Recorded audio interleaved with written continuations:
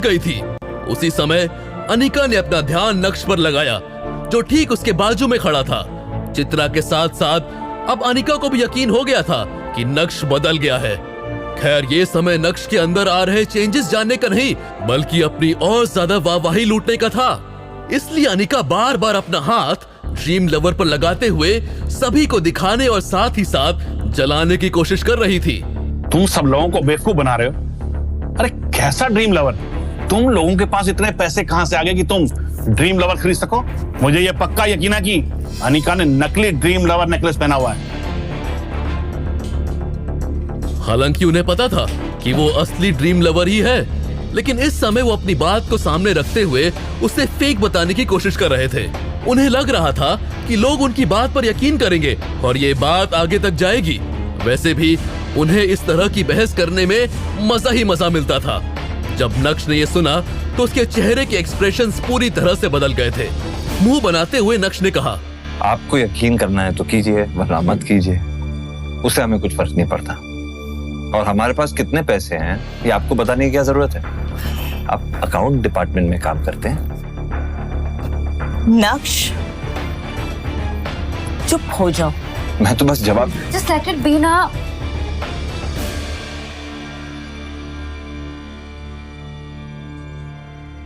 भाई साहब, नक्श आपसे बहुत छोटा है। कभी कभी गुस्सा आ जाता है तो वो छोटे बड़ों का लिहाज भूल जाता है, पर आप तो बड़े हैं।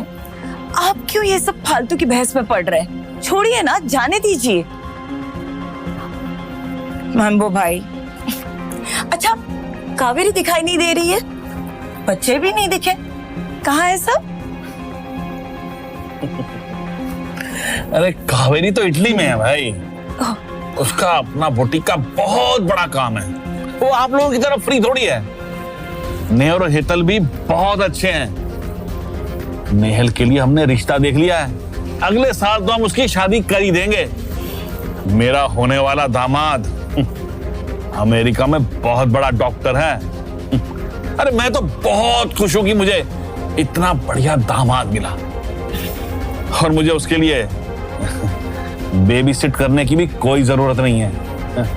अरे अच्छा खासा कारोबार है, अपने पैरों पर खड़ा है।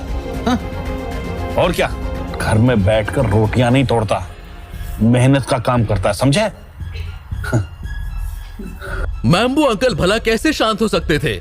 उन्हें तो चित्रा ने बल्कि बोलने की अच्छी खासी अपॉर्चुनिटी दे डाली थी।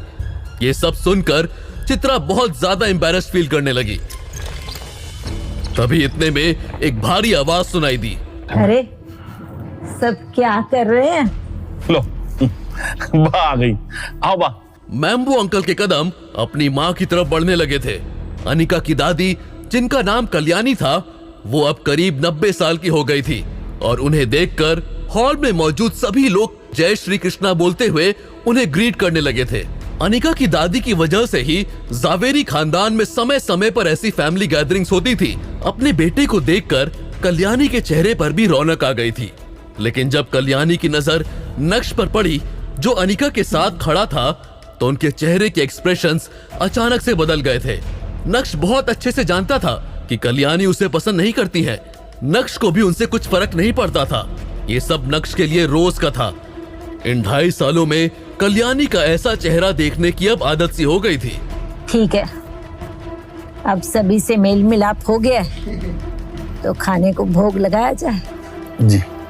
कल्याणी के आदेश पर सारे पकवानों का भगवान कृष्णा को भोग लगाया गया और उसके बाद सभी लोग डाइनिंग टेबल की तरफ बढ़े। क्योंकि मैम्बो अंकल कल्याणी के फेवरेट थे, इसलिए वो हमेशा कल्याणी के पास वाली चेयर पर ही बैठते थे और दोनों माँ बेटे परिवार की चुगली करने का काम करते थे। अनिका के पापा की डेथ के बाद से कल्याणी ने चित्रा और अनिका को एक तरीके से अलग ही कर दिया था, लेकिन लोगों के सामने दिखावा करने के लिए वो उन्हें हमेशा इन फैमिली गैदरिंग्स में बुलाती थी।